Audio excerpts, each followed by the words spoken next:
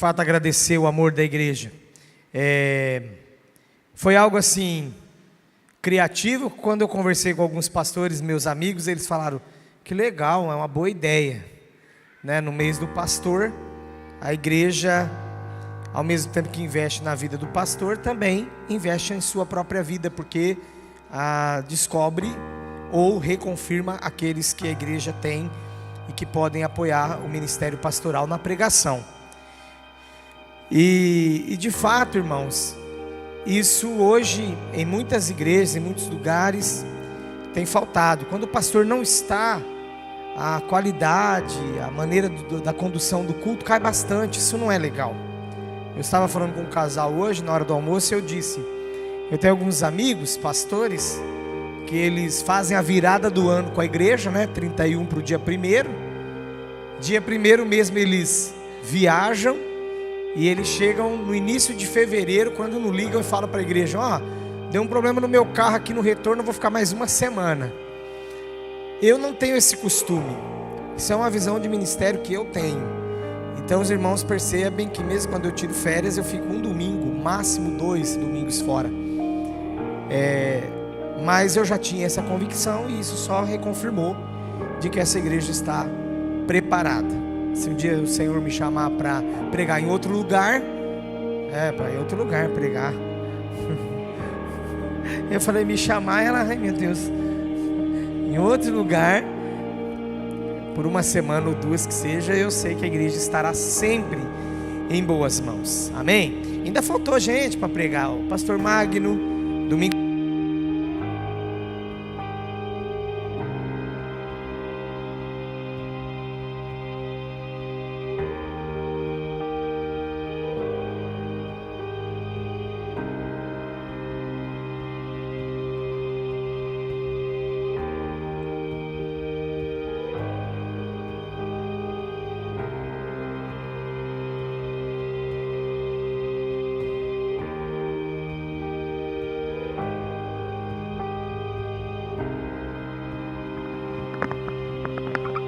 Ai, que negócio. Ainda faltou, falando domingo à noite, né? Faltou o pastor Magno, o irmão Lino não pregou nenhuma vez. Você é pregador, pastor Ani. E temos também outros, né? O pastor José. Glória a Deus por esse celeiro que nós temos aqui na igreja, amém? Abra sua Bíblia comigo no livro de Tito, capítulo 2. Livro de Tito, capítulo 2. É uma das cartas do apóstolo Paulo a Tito. E uma vez eu já falei sobre isso aqui na nossa igreja. Tito, ele é um gentil de nascimento, e ele se converteu pelo ministério de Paulo. Paulo, como por todos os outros, mas especialmente por este filho na fé, ele tinha um apreço especial.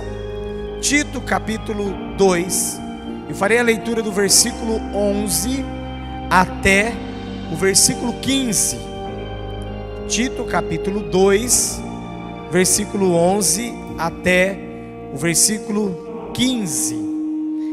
O título da mensagem de hoje é Resposta à Graça de Deus. Você tem dado resposta à graça de Deus? Quero que você pense. E eu farei a leitura agora desses versículos com os irmãos. Diz assim a palavra do Senhor: porquanto a graça de Deus se manifestou salvadora a todos os homens, educando-nos para que, renegadas a impiedade e as paixões mundanas, vivamos no presente século sensata, justa e piedosamente, aguardando a bendita esperança e a manifestação da glória do nosso grande Deus e Salvador Cristo Jesus, o qual a si mesmo se deu por nós, a fim de remir-nos de toda iniquidade e purificar para si mesmo um povo exclusivamente seu, zeloso de boas obras. Dize estas coisas, exorta e repreende também com toda a autoridade. Ninguém te despreze. Amém, igreja? Nós já oramos e agora eu quero já, diante dessa palavra lida, meditar algum tempo com os irmãos nesta palavra. Nós estamos vivendo dias muito, mas muito difíceis mesmo, em que até a proliferação ou a multiplicação dos diversas estratégias e formas de culto se dá muitas vezes em resposta ou para dar resposta aos seus ouvintes, e algumas igrejas, ministérios, pastores não sabem mais o que fazem para agradar as pessoas, porque na verdade quando elas são repreendidas, elas não gostam mais do lugar, elas já não querem ficar mais na igreja. E irmãos, eu tenho por certo que hoje nós vivemos um tempo bom no sentido de igrejas cheias, igrejas maiores do que essa ainda, igrejas, mega igrejas, mas conforme aquele dia vai se aproximando, de fato nós saberemos quem está aqui servindo ao Senhor, dando resposta à sua graça, e quem está por estar. É até bonito a gente falar assim que, olha, nós temos as comunidades, as igrejas grandes, mas irmãos, quando uma palavra como essa muitas vezes é pregada, e hoje terminando o mês do pastor, nada melhor do que uma carta como essa para ser lida à igreja, porque o apóstolo Paulo, ele tinha a preocupação e estava instruindo o seu filho na fé, de que ele não perdesse a mão do negócio, ou seja, que ele não perdesse a direção, que ele não perdesse a condução, mas que ele falasse todas essas coisas, nós vamos meditar nelas daqui a pouco, falasse todas essas coisas, exortasse, repreendesse com toda a autoridade. Mas irmãos, como eu já disse, nós estamos vivendo um momento tão democrático quanto a viver esta graça de Deus, que muitos pastores já chegaram ao ponto, já cederam e propõem coisas do tipo: olha, irmão, venha pelo menos de manhã na igreja. Eu ouvi isso recentemente. Venha pelo menos na igreja de manhã. À noite eu sei que às vezes você não quer vir porque é a violência, é o cansaço. Bom, primeiro que a pessoa ficou o domingo todo em casa, mas o cansaço, você tem que acordar muito cedo no outro dia. Até aí a gente leva como, tá bom, pastor, é coisa da humanidade. Mas agora vem o chute na canela.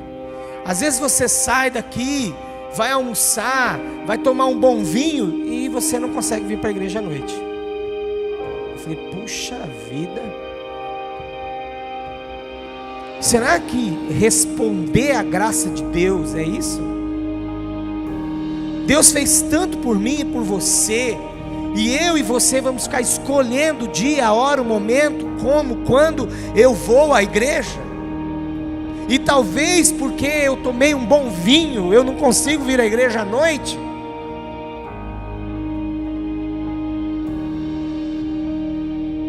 Paulo fala para ele: exorta, repreende com toda a autoridade.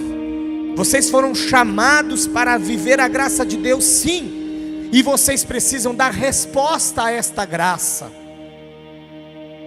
E hoje poucas igrejas têm se preocupado em ensinar isso ao povo, de que o povo, eu também, claro, eu me incluo, eu sou o povo de Deus, eu pertenço ao povo de Deus, e poucos estão hoje ensinando que a igreja, o povo de Deus, precisa dar resposta a esta graça. Pastor, como é isso? Como que eu faço isso? Como que é essa resposta à graça de Deus? Primeiro vamos relembrar aqui alguns versículos áureos. Gostaram do termo? Versículos bases, né, que formam a base da nossa fé cristã, em que eu posso de fato dizer que sou de Jesus. Vamos para o primeiro. Eu quero dar resposta à graça de Deus. Você quer dar resposta à graça de Deus, sim ou não? Sim? Amém, igreja? Amém. Então o primeiro versículo que eu quero que você pense comigo, e que eu dou resposta à graça de Deus, quando eu declaro, e Ele é verdade na minha vida. Não mais vivo eu, mas Cristo vive em mim. Então eu quero começar dizendo para você, que dar resposta à graça de Deus é renunciando. A palavra que nós lemos aqui, o versículo 11 fala: a graça de Deus se manifestou salvadora a todos os homens. Qual é o desejo de Deus, igreja? Que todos conheçam a Jesus, que todos se salvem, que todos cheguem ao conhecimento da verdade. A graça de Deus é esta, salvadora a todos os homens.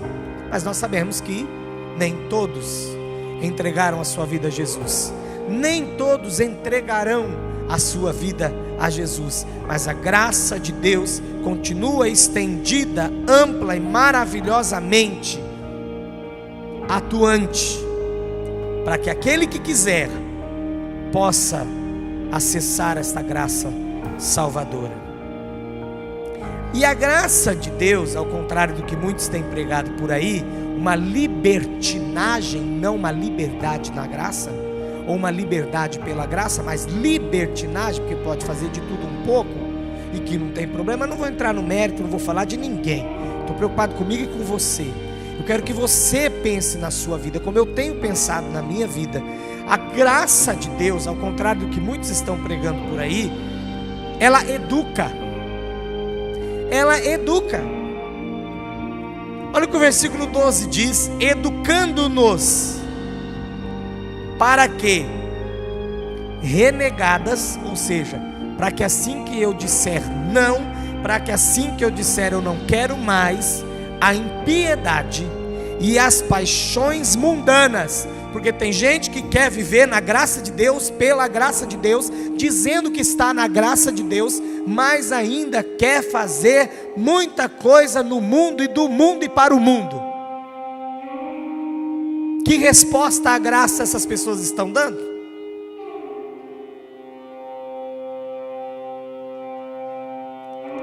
A palavra diz que quando eu e você renegamos as paixões mundanas e não ficamos negociando com elas, e não ficamos dizendo que é normal, nós vivemos no presente século de uma forma sensata, que as pessoas veem que o que você fala você vive, justa, então você é correto, mas também piedosamente.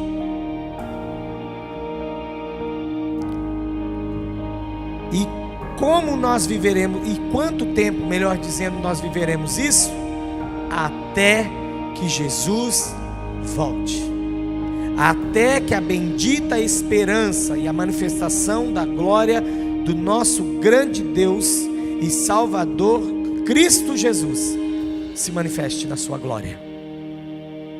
Eu e você permaneceremos assim, amém? Dando resposta à graça de Deus. Um outro ponto que eu quero tratar com os irmãos sobre dar resposta a esta graça é viver uma vida de santidade. E é isso muitas vezes que as pessoas já não querem mais. Tem até frases por aí, em porta de igreja ou no Facebook, que pessoas perfeitas não entram aqui. Todos nós somos imperfeitos, perfeito é o nosso Deus, amém? Mas estamos buscando a estatura de varão perfeito. Vamos alcançar? Paulo diz, não que eu tenha alcançado. Mas ele insistia, porque era a resposta que ele dava à graça. Então você não tem desculpa, meu irmão, minha irmã, em cima de textos que nós mesmos formamos como se fosse uma colcha de retalhos, e esses textos ficam, tu sabes que eu sou pobre, miserável homem que sou, tudo que eu quero fazer isso eu não faço, mas o que eu não devo fazer isso eu faço, para criar uma doutrina que não dá resposta à graça, mas que mostra que a graça não te alcançou, porque a graça que alcança salva, a graça que alcança educa, a graça que alcança faz-nos renegar a impiedade e as paixões mundanas. E se eu e você não estivermos vivendo assim, então nós não estamos vivendo uma vida de santidade. Eu fui para o dicionário e lá eu encontrei a terminologia, ou o que significa, o significado da palavra santidade. Diz assim: qualidade ou virtude de santo, estado de santificação, virtude, pureza e religiosidade. Quando eu li isso aí eu pensei, por isso que tem um monte de gente correndo da santidade, porque foram no dicionário e não na palavra de Deus. E a palavra de Deus fala, e o dicionário fala religiosidade, pronto, eles estão até excomungando santidade. Não, que santidade, o que? Tá vendo aí, ó? Fica aí andando por aí com santidade, isso é religiosidade. Mas isso que ele está dizendo é o dicionário, não é a palavra de Deus. É o dicionário, não é a palavra de Deus. A palavra de Deus sobre santidade, uma das coisas que vem clara na minha mente, e deve na sua também, é que santidade, e aí eu concordo com o dicionário, que é virtude de santo. Santo é aquele que é ou está separado. Santo também é aquele que ele adora ao Senhor, que ele serve ao Senhor. E aqui no dicionário, definindo santo como adjetivo, diz assim: essencialmente puro, perfeito. Aí eu pensei de novo, tá vendo? Foram para o dicionário. Aí foram para o dicionário e encontraram que uma das definições do santo é ser perfeito. Aí duas brigas: eu não quero religiosidade, eu não quero ser perfeito, então eu não vivo santidade, logo eu não sou santo. Irmãos, você pensa que eu estou falando bobeira aqui? Que eu estou criando isso agora, saiu da minha mente agora, eu não tinha o que fazer, o que pregar, e trouxe essas definições para os irmãos? Não, comece a olhar posts aí no Facebook, comece a andar por aí e ver o que as igrejas... Não anda por aí não, vem só aqui. Eu ia falar, vai ver o que as igrejas pregam, estão dizendo, você tem que andar como dá certo. Não, não é como dá certo não. É como o Senhor quer. A resposta que eu dou à graça é esta. O apóstolo Paulo foi bem claro aqui no versículo 14: o qual a si mesmo se deu por nós. Isso tem um peso muito grande. Ele comprou, lavou, remiu pelo seu sangue, a fim de remir-nos de toda iniquidade. De toda iniquidade. E para muitos que não gostam de que fale de santidade nos dias de hoje, é purificar para si mesmo um povo exclusivamente seu. Outra palavra que eles não gostam, porque não querem dar resposta à graça de Deus: zeloso de boas obras. Tem muita gente pregando contra o zelo. Que zeloso o quê? Zeloso é coisa de religião. Zeloso viver uma vida íntegra, viver uma vida em que não adultera, viver uma vida em que não fica entregue aos vícios, viver uma vida que não frequenta lugares indevidos, viver uma vida que não mente, viver uma vida que não rouba, viver uma vida que não... Nossa, vai longe. Alguns estão dizendo por aí que esse zelo é banal. E a palavra de Deus no versículo 14 diz que eu e você precisamos ser zelosos de boas obras. O mundo precisa ver Jesus em nós. Esta é uma outra resposta à graça que eu e você podemos dar. Mas eu fiquei pensando um dia sobre uma das barreiras que as pessoas têm em buscar a santidade ou viver em santidade. Assim como uma dieta traz restrições do que eu posso comer, e aqui eu não quero falar de emagrecimento puramente, porque isso é secundário. O mais importante na dieta e que traz restrições de alimentação é com vias, né? A saúde. É para aplicar na saúde, antes de tudo. Mas se você falar assim, olha, eu quero saúde, eu tenho que viver uma dieta. Se eu quiser viver uma dieta, eu tenho restrições. Outro dia, eu procurei hoje, mas eu não encontrei mais. Saí do meu e-mail, e o provedor do meu e-mail, como todos os provedores gratuitos, né, traz lá sempre uns banners lá, e traz uma notícia e tal. E naquele dia, quando eu saí do meu e-mail, apareceu um banner assim: 10 razões para não fazer dieta. Aí eu estava no início da minha dieta, eu falei, opa, deixa eu ver, né? Que aí eu quero imprimir e levar para Margarete. O primeiro ponto estava assim, ó: você se tornará uma pessoa chata para os amigos, porque você não desejará mais sair como eles saem, e nem comer o que eles comem. Aí tinha outros pontos, mas o que eu mais gravei e achei importante para hoje foi esse. A santidade, ela traz restrições em via de investirmos na nossa vida espiritual. Então, estão levantando muitas razões para não viver uma vida de santidade.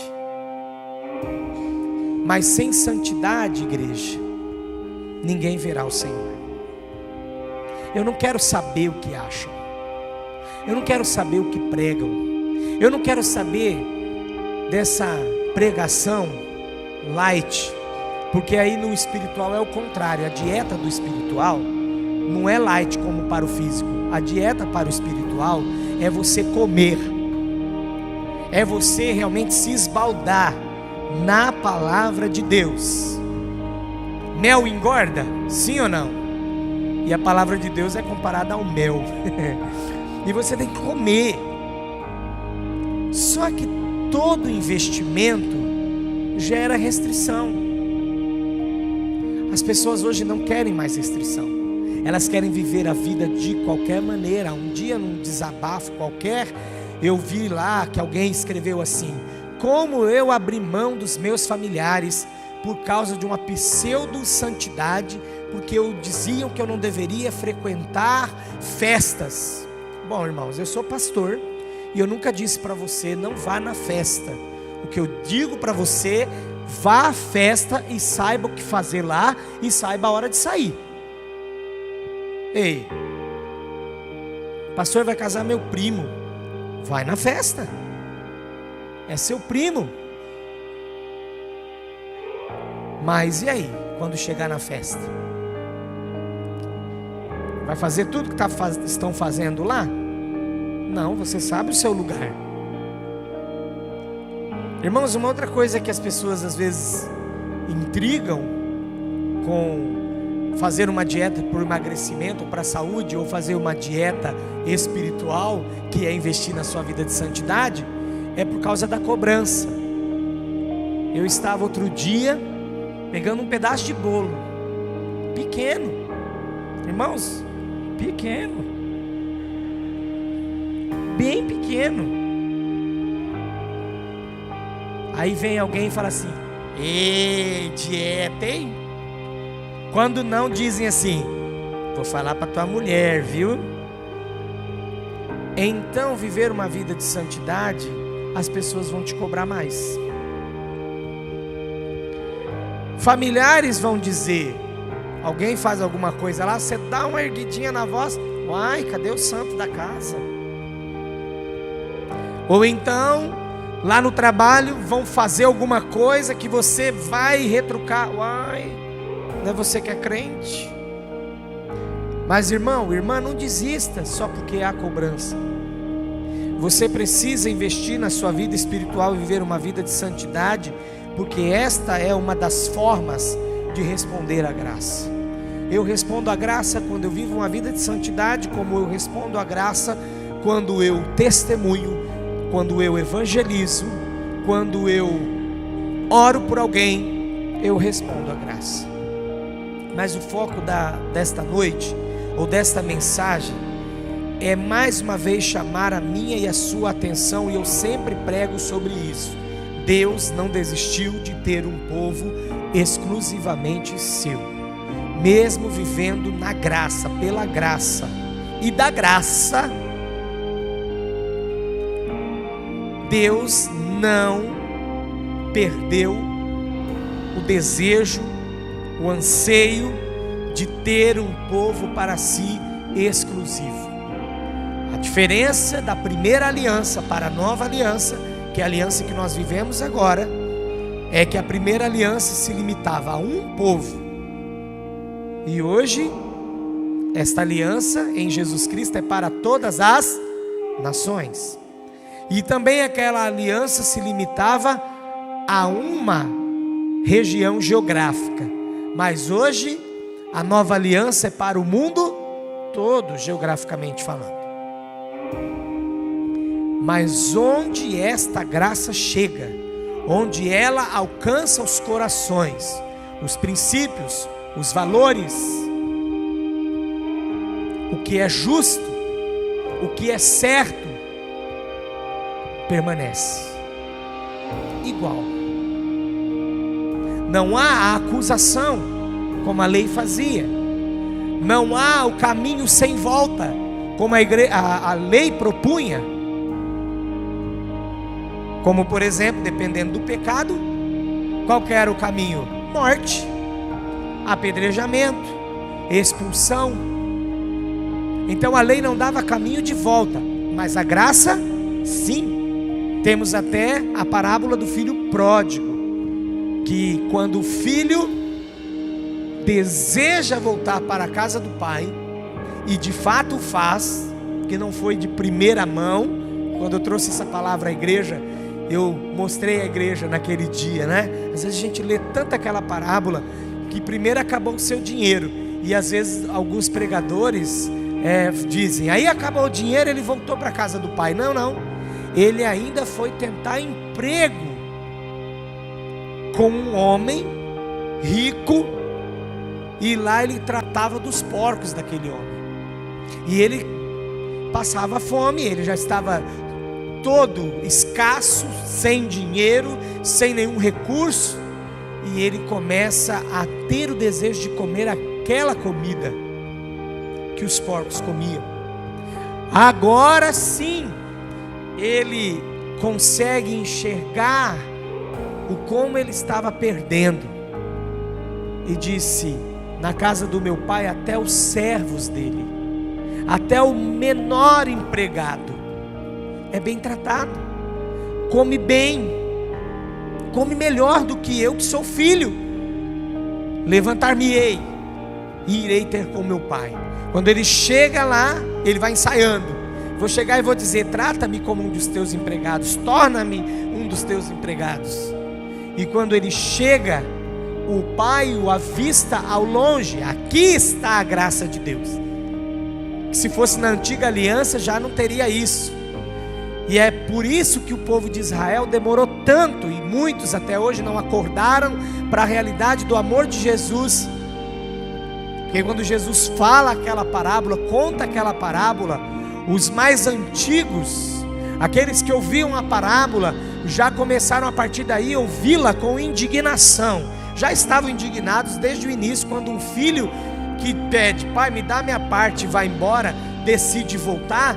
Eles não aceitariam, pela cultura deles, eles não aceitariam de volta, porque um pai, quando dava, ou quando lhe era pedida a herança antes da sua morte, é como se o filho estivesse dizendo: morra, você não é importante para mim,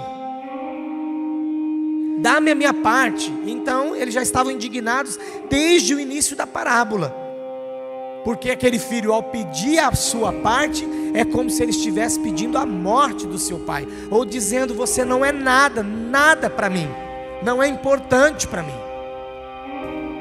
Mas agora eles ficam mais indignados, porque Jesus fala que o pai avista o filho longe, e mesmo que o pai ficasse aguardando, parado, ainda seria um pai, na visão deles, clássica, extremista, seria um pai muito bom. Mas eles ficam mais indignados porque Jesus fala: mas aquele pai foi até o filho, pulou ao seu pescoço, abraçou e disse: isso é a graça. Isto é a graça. Irmão, eu quero que você pense muito comigo nessa noite, porque a gente se apega em tanta coisinha pequena, dentro da igreja, com os irmãos da igreja, com não sei o quê. Eu sei. Mas o que Jesus fez por nós foi tão grande, nos salvando, ainda nos dando pela sua graça, primeiramente nos salvando, mas ainda nos dando pela sua graça o caminho de volta, o caminho do retorno, a possibilidade do retorno. Quantas pessoas aqui hoje podem testemunhar isso? Realmente eu já andei distante dos caminhos do Senhor, mas hoje eu estou na presença dEle, eu me sinto perdoado e amado.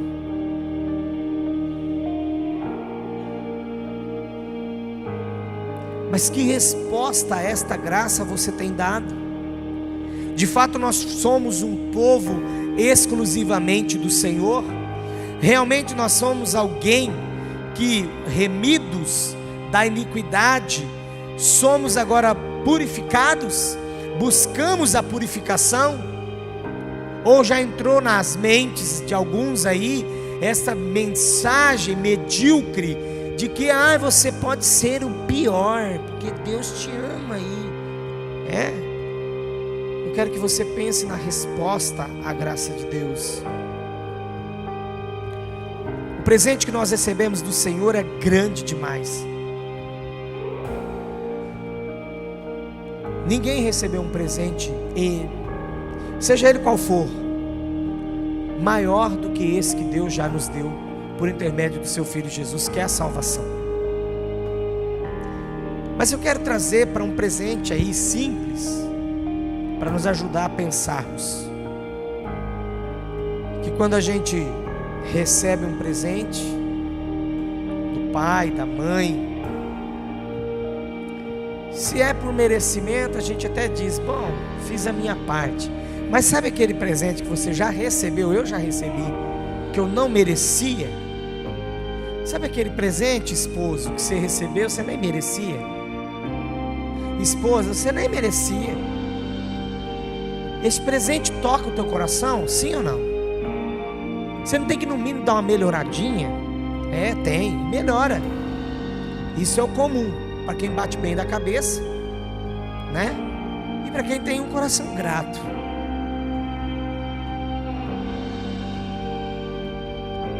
Mas Deus fazendo tanto por nós,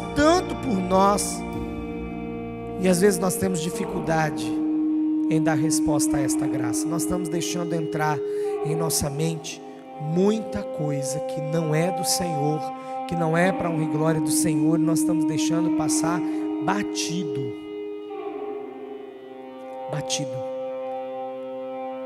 Uma forma, uma maneira de tomar a forma do mundo como nunca se pensou que os servos de Deus, ou que as igrejas tomariam, e já estão tomando em larga escala e apressadamente.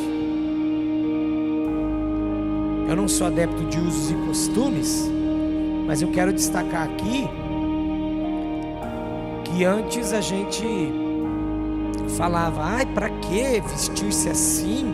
Para que andar, daquela maneira ali? Tá, mas irmãos, aquele tempo dava pra gente olhar e detectar, acho que é crente aquele lá. E até você chegava com mais segurança e falava: você é crente? A pessoa falava assim: sou. Hoje está invertido. Você olha um pessoal maltrapilho, acabando com o seu corpo, mutilando o seu corpo, totalmente, com prazer. Aí você fala, bom, não deve ser, porque aí você chega num que já está normal, e você fala, nossa, tua postura, você é evangélico? Não. Você serve a Deus? Não. E aí chega o outro e fala, eu sim, e aquela coisa. Irmãos, eu tenho tido dificuldade, não sou adepto dos costumes, eu vou repetir aqui,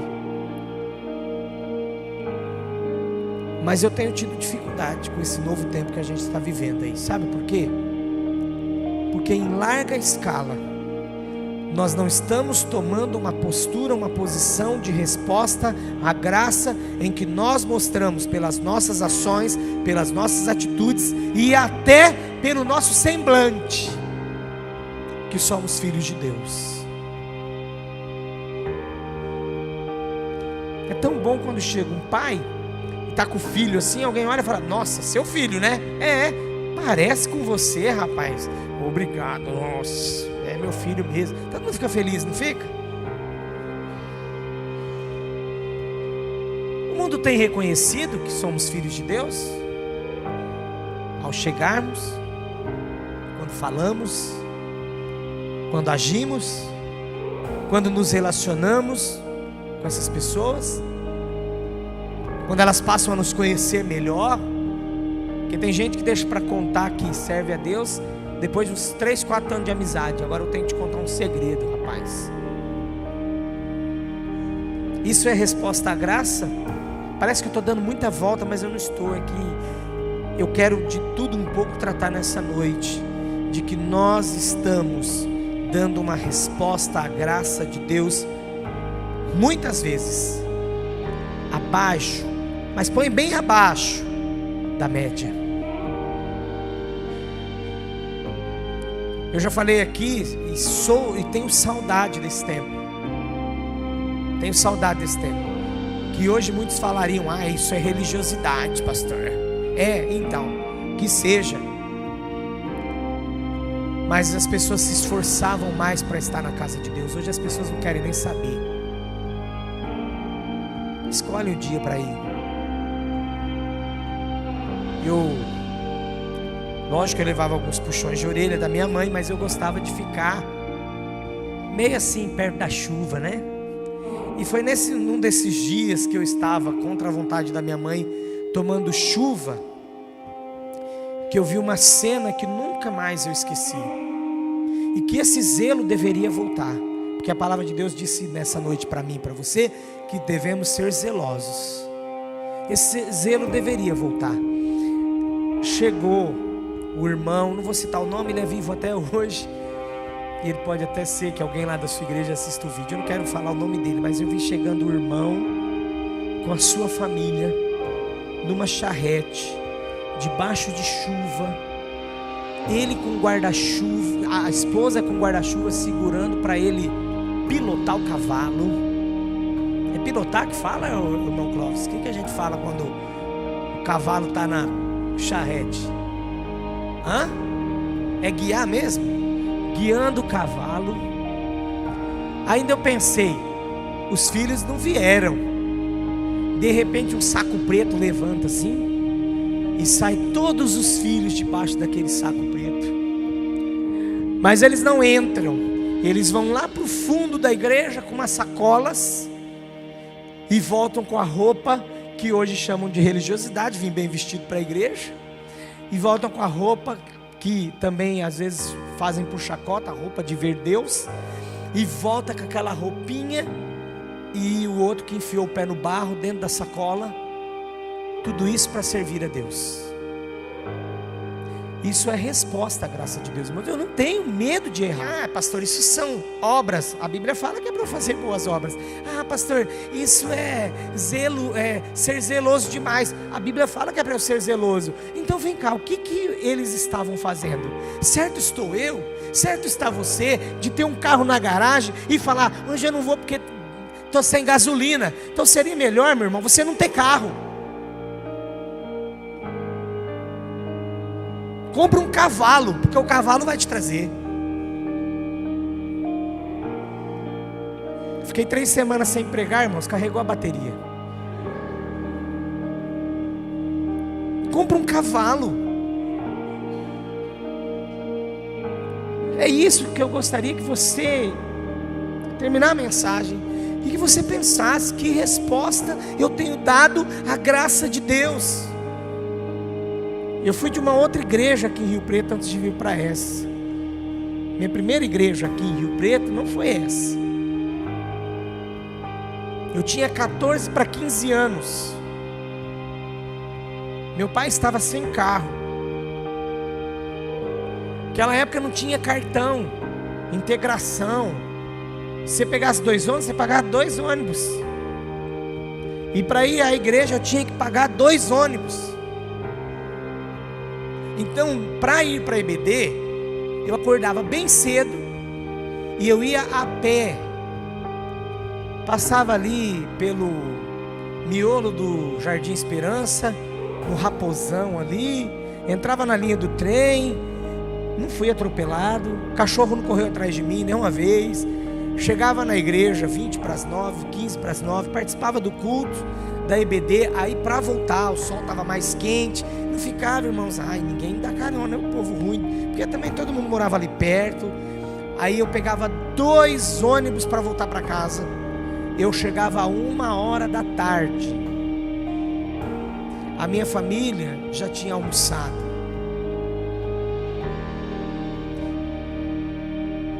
Mas hoje, será que a gente faz isso?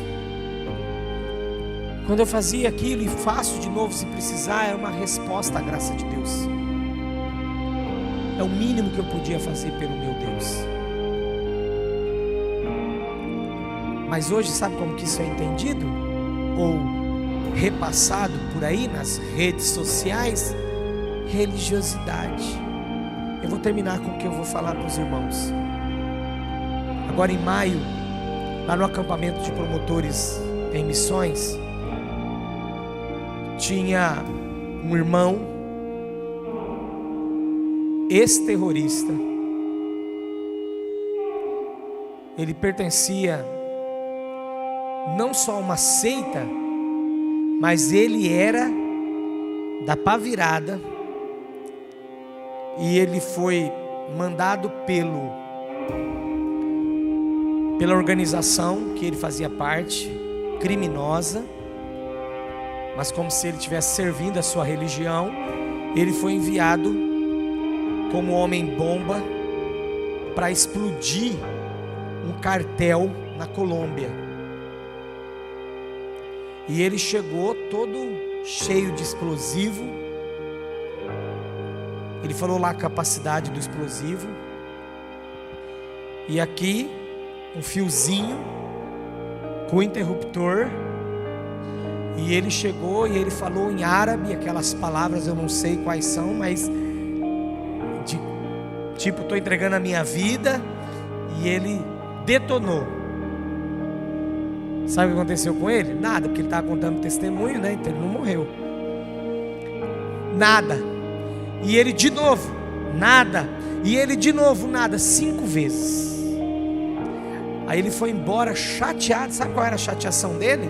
Que ele não explodiu e não explodiu o alvo. E ele então estava em falha para ele naquele momento, para com o seu Deus. E ele estava em falha com os seus chefes lá, os seus mandatários. E ele começou a dizer que ele não servia nem para explodir.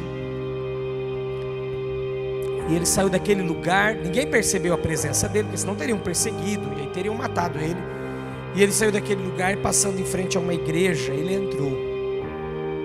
E estava sendo pregado naquele momento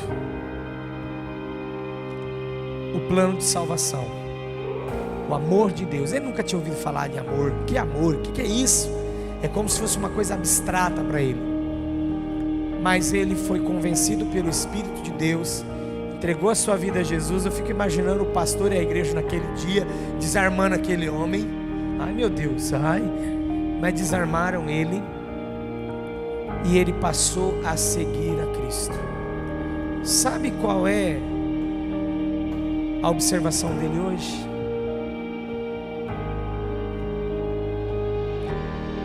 Ele já leu a Bíblia 36 vezes, em 9 anos de conversão. E ele disse assim: vocês, falando enrolado assim, porque ele falava árabe, né? Vocês dizem que é religiosidade, mas de onde eu vim, e que eu não tinha para quem de fato prestar um culto. Eu não prestava um culto para alguém que me amava, ou porque eu o amava, mas simplesmente porque eu queria fazer bonito. E eu estudava, eu buscava. Então quando eu vim para o cristianismo, irmãos, eu estava lá ouvindo, eu falei: rapaz, esse cara está falando isso mesmo. Ele falou assim: a única coisa que eu não adquiri de vocês foi o comodismo. Vocês são muito acomodados. Vocês ficam fazendo conta para servir a Deus. Vocês ficam fazendo muito cálculo para sair da casa de vocês e servir a Deus. Vocês ficam fazendo muito. Mas falou, irmãos, mas falou. A gente está deitando no banco assim. E ele disse: porque no meio do cristianismo surgiu uma palavra, religiosidade, que está matando a devoção. As pessoas agora ficam: é religiosidade, é religiosidade, é religiosidade, e não fazem nada. Feche seus olhos. Coloque-se diante do Senhor e pense na sua vida. Eu poderia ter citado exemplos aqui, mas eu pensei, e o Senhor também colocou isso no meu coração, que o que eu e você precisamos tirar dessa noite, ou nesta noite, é de fato como anda a minha resposta e a sua resposta à graça de Deus.